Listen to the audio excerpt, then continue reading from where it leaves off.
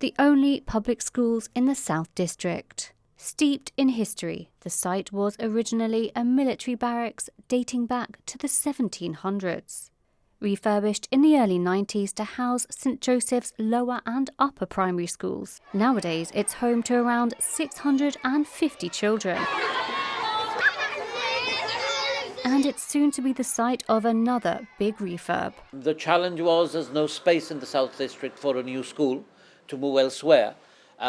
So we had to do something with the existing building. Obviously, work will be after school finishes. It'll have to be coordinated so it doesn't negatively affect the children.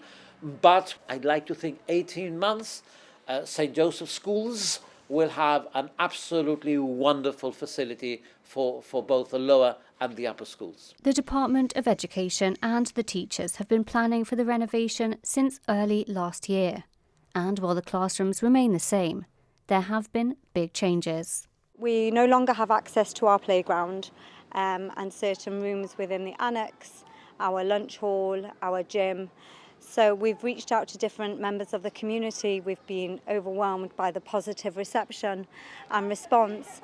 So for example, for lunchtime, Senior Citizens Club have allowed us the use of the Senior Citizens Room, which has a really positive impact for the children. It means that they have a change of scene, that chance to move outside the classroom. It means that teachers can set up at lunchtime and that the rooms are smell-free, crumb-free for the afternoon session. So it's really, really positive. Girl guiding have been wonderful. They've allowed us the use of that space for our movement and our music lessons. Central Hall for our PE lessons. So it's really felt like a tremendous amount of support from the community to kind of come around the school and make sure that we can continue to deliver a high standard of teaching and learning during the construction period. It's a complex task and it's a big project. So there have been occasions where we've had to modify slightly because we need to be flexible and we need to be solution focused. So yes, there is planning in place, but we have our wits about us, we have our eyes and our ears open, and we will revisit if necessary to do what's best for the children. The whole team have come together to make sure that these adaptations that we've got in place work for the children. And children, they adapt so incredibly quickly. The children sometimes adapt quicker than the staff members or the parents do, and they've settled in really well. The actual timing of the changes that we put into place would be in sync with changes that they would typically have moving year group anyway. So they would be used to a different classroom and a slightly different setup. So this has just been part of those changes that they expected anyway. Both schools have worked collaboratively to make sure that our plans mesh well together and that we have like a joint approach. Obviously, we've also worked in collaboration with the Department of Education, even the Ministry of Transport, and this sort of teaming up and the collaboration, all these minds working together has helped to deliver what we hope to be the best possible range of solutions. We've worked closely with the architects and the design team to make sure that the school really reflects our ethos at St Joseph's.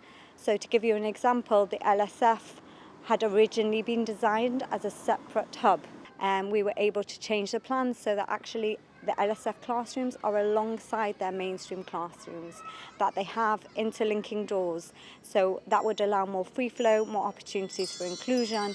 So different elements like that, which really, really make a positive impact on the school, we've been able to integrate. We're very fortunate that we've had that support.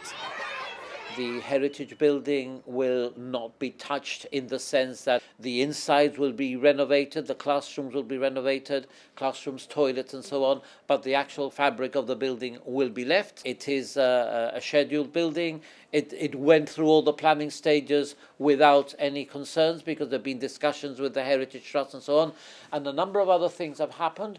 In the courtyard there were 6 trees which have had to go to make way for the building, but we are going to get a lot more than 6 trees in the surrounding area, like we have in St Paul's School, that there should be a forest area. Children love going on the soil and if it rains on the mud, the shade of trees, shrubs, plants and so on, butterflies, birds. So yes, this is the way of the future, and I'm really excited about St Joseph's. The building is an amazing building.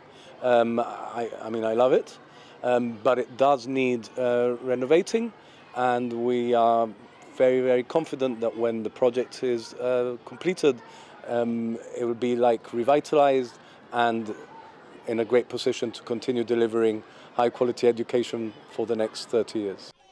With works set to begin soon, a school full of history is now ready for its next chapter.